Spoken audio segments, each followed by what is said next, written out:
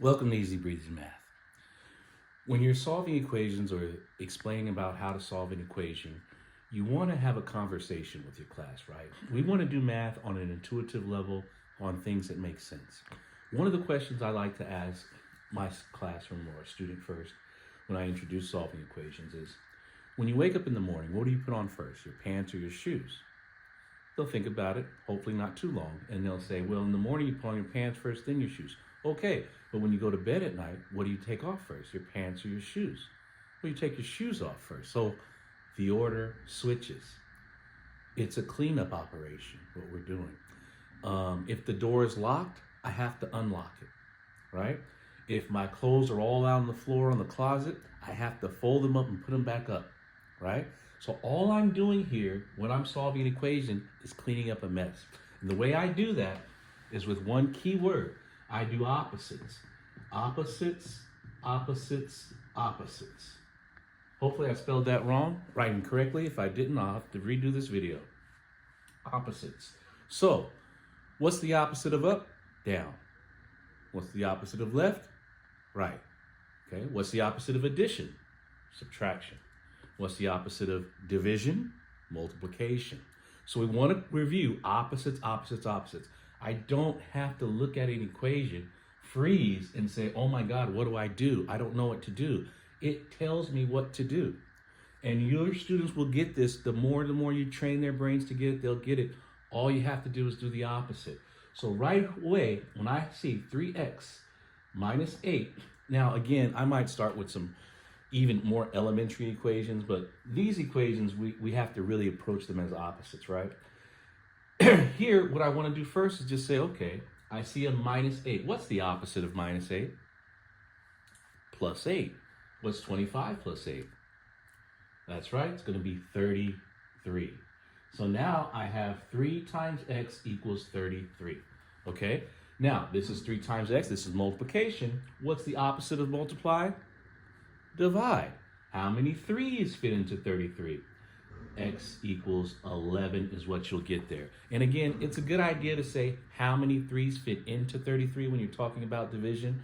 You're giving them a clear example of what you're doing as far as the division operation. You say the word division, they have to stop and think, but if you say how many 3's fit in there, they'll usually give you that answer right away. Oh, it's 11, okay? And we'll talk about that as being division. Let's take a look at the next one. What's the opposite of minus 1? Plus 1, right?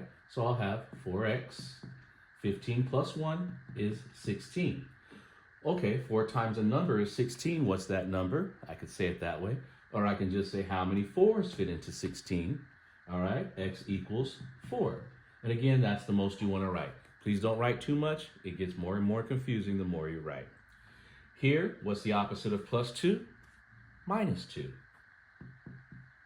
Okay, how many 7's fit into 14? Oh, x equals 2. I wrote even less that time, right? The less you write, the better. And you're going to understand that. You'll see that as that goes. They don't necessarily need to go back and look at a bunch of notes. They need to go back and think what happened here. It's always a mystery they're trying to solve. And that's what makes it fun. All right, let's take a look at this one. Finally, we got something a little bit different. This means division. Please explain to them. This was never explained to me. A division sign is the exact same thing as a fraction, right? These decimals, or these little dots here, just represent numbers. So when I see a fraction, I should automatically think this is a division problem, which is why we don't like fractions, because we've got to add 2 division problems or subtract 2 division problems. It gets confusing. But again, division, a fraction, same thing. Explain that to them. We need to tell students these things. They need to understand this. They need to know. So I have a number. Subtract 1 divided by 4 is 3. What's the opposite of dividing by 4? Multiply by 4. So it's 3 times 4? 12. So now I have x minus 1 equals 12. A number minus 1 is 12. That number has to be what? 12 plus 1? 13. Okay, take a look right here. I see I have a plus 4. What's the opposite of plus 4? Minus 4. 5 minus 4 is 1. Okay, so 2 times a number minus 3 equals 1. Here, I'm going to have to go do something. I'm going to have to go ahead and divide by 2. Okay, so divide by 2. Why? Because I see 2 times a number. I'm going to do some division. Now I end up getting a fraction, and that's okay. You just have a messy fraction. Don't let your students be intimidated by fractions. Use them all the time. My suggestion is to do a little bit of fractions almost every single day. If you do it every day, they'll be they'll get used to it, and they won't be as intimidated by them. Even if they don't understand them, they know they got to try them. So they'll just become a regular part of life. Because real life, there's fractions. Here, the opposite of minus 3 is to add the 3. So I'll have x equals, well, 3 and a half.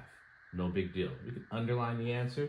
We really don't want to circle it or anything like that. We'll just underline the answer.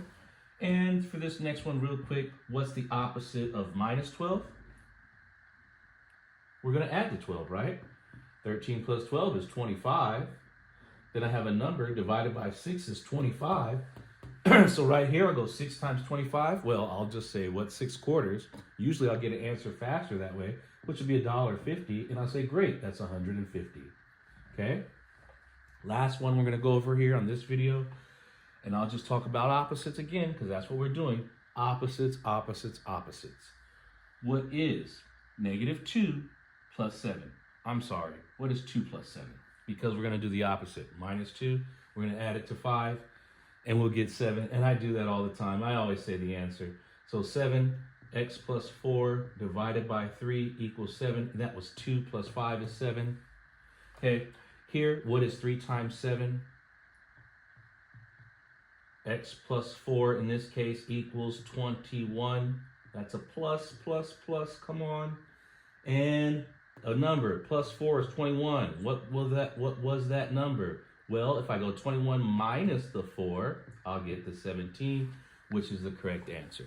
Hopefully I did that in red. Hopefully you guys can see that. And we got a good example. Again, we want to make the math easier. One of the problems we have, we just make it so hard. We're not trying to trick students. We're not trying to set them up for failure. We just want to be able to get it, understanding on a high level and easier way.